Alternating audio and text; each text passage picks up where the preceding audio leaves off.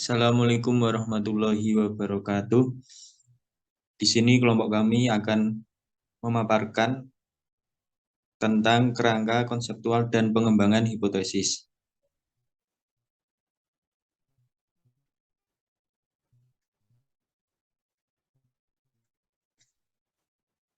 Slide selanjutnya.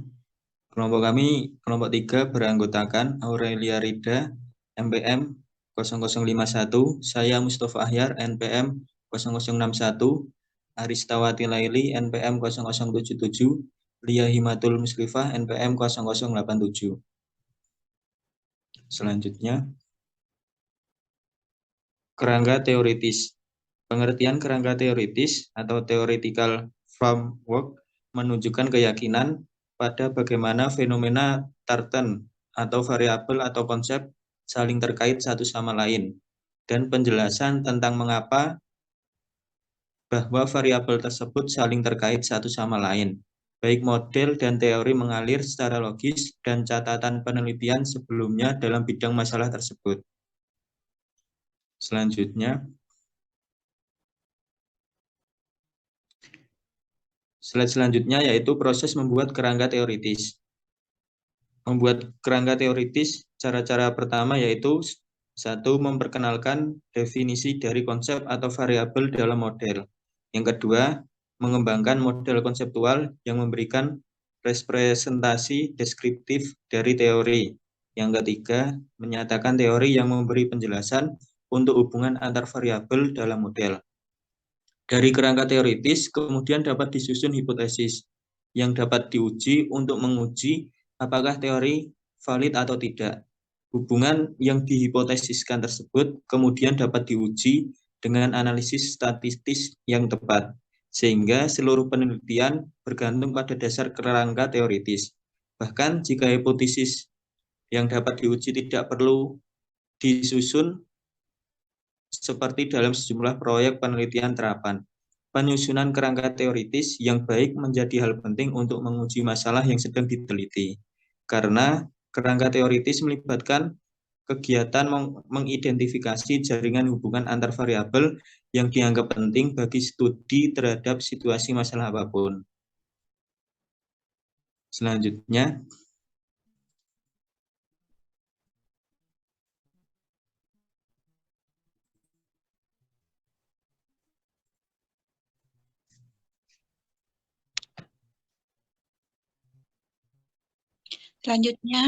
komponen kerangka teoritis.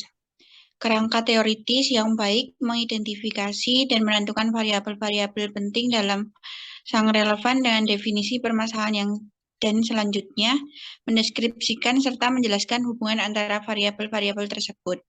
Hubungan antara variabel-variabel bebas, variabel terikat, dan jika berkait, variabel moderator dan variabel perantara diuraikan. Jika terdapat variabel moderator, penting untuk menjelaskan bagaimana dan hubungan spesifik apa yang dimoderasi atau dihubungkan. Penjelasan tentang mengapa variabel tersebut berperan sebagai moderator juga baik diberikan. Jika terdapat variabel peratur, diperlukan pembahasan tentang bagaimana atau mengapa mereka diperlukan sebagai variabel perantara. Hubungan ketergantungan antara variabel bebas atau antara variabel terikat pada kasus terdapat dua atau lebih variabel terikat. Jika ada hal tersebut, seharusnya juga diungkapkan dengan tepat dan dijelaskan secara mendalam.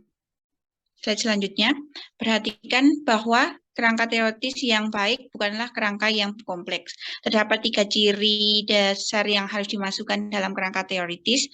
Yang pertama adalah variabel yang dianggap relevan dengan studi harus ditentukan dengan jelas. Yang kedua ada model konseptual yang menjelaskan hubungan di antara variabel-variabel dalam model tersebut harus diberikan contohnya.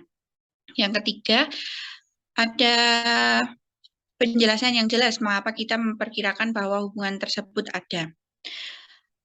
Model konseptual membantu struktur diskusi literatur. Model konseptual menjelaskan terkait bagaimana konsep-konsep atau variabel-variabel dalam model Anda terkait satu sama lain. Slide selanjutnya. Selanjutnya yaitu hipotesis. Hipotesis merupakan proposisi yang dirumuskan dengan maksud untuk diuji secara empiris. Untuk mengembangkan hipotesis perlu teori yang mendukungnya, penjelasan logis, dan hasil-hasil penelitian sebelumnya. Lalu ada hipotesis nol dan hipotesis alternatif. Hipotesis nol biasanya digunakan untuk penelitian yang hakiki seperti penelitian fisika, kimia, dan lainnya yang hasilnya sudah pasti. Lalu, hipotesis alternatif lebih sering digunakan di penelitian sosial seperti penelitian akuntansi, keuangan, dan lainnya. Hipotesis alternatif ini, hipotesis alternatif yang berlawanan dengan hipotesis nol menunjukkan terdapatnya perbedaan di antara dua variabel. Selanjutnya ada klasifikasi hipotesis. Terdapat dua jenis hipotesis. Yang pertama yaitu hipotesis deskriptif. Hipotesis deskriptif adalah pernyataan tentang keberadaan sebuah variabel tunggal. Contohnya, manajer yang dikompensasi berdasarkan besarnya laba akan cenderung menaikkan laba perusahaan. Yang kedua yaitu hipotesis hubungan, adalah pernyataan tentang dua buah variabel. Ini diklasifikasikan menjadi hipotesis korelasi dan penjelas atau klausal. Hipotesis korelasi merupakan hipotesis yang mengatakan dua variabel terjadi bersamaan tanpa diketahui mana yang mempengaruhi yang lainnya. Yang selanjutnya ada hipotesis penjelas atau kausal, yaitu hipotesis yang menyatakan hubungan satu variabel menyebabkan perubahan variabel yang lainnya. Selanjutnya ada fungsi hipotesis. Hipotesis memiliki beberapa fungsi, yaitu yang pertama, hipotesis berfungsi dalam menjelaskan masalah penelitian dan pemecahannya secara rasional.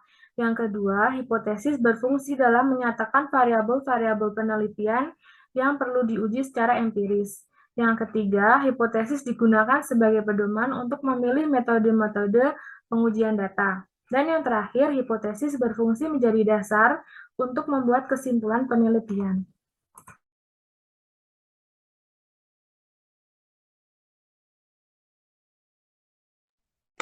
Yang selanjutnya ada pengembangan hipotesis. Hipotesis ini dikembangkan dari telaah teoritis atau literatur.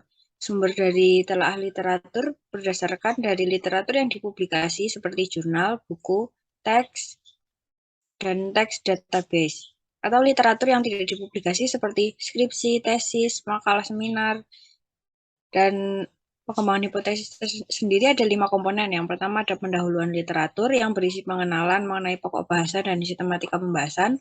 Yang kedua ada telaah literatur mengenai variabel-variabel independen dibatasi pada topik-topik yang relevan dengan variabel independen.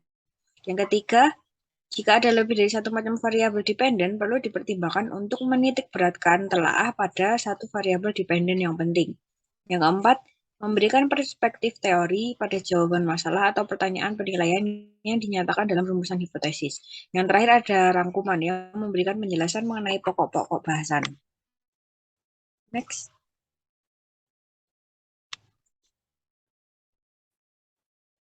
Yang selanjutnya ada rumusan hipotesis. Kriteria dari rumusan hipotesis sendiri, yang pertama, berupa pernyataan yang mengarah pada tujuan penelitian. Yang kedua, ada pernyataan yang dirumuskan dengan maksud untuk dapat diuji secara empiris. Yang ketiga, ada pernyataan yang dikembangkan secara teori, berdasarkan teori-teori yang lebih kuat dibandingkan dengan hipotesis rivalnya.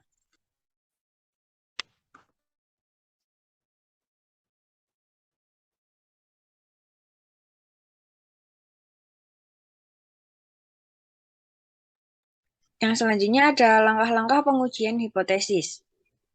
Langkah-langkahnya terdiri dari 4. Yang pertama ada menyatakan hipotesis nol dan alternatif. Yang kedua, memilih uji statistik yang tepat berdasarkan apakah data yang dikumpulkan adalah parametrik atau non-parametrik.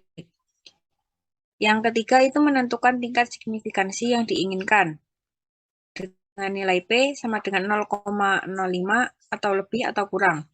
Yang terakhir, memastikan jika hasil dari analisis komputer menunjukkan bahwa tingkat signifikan terpenuhi.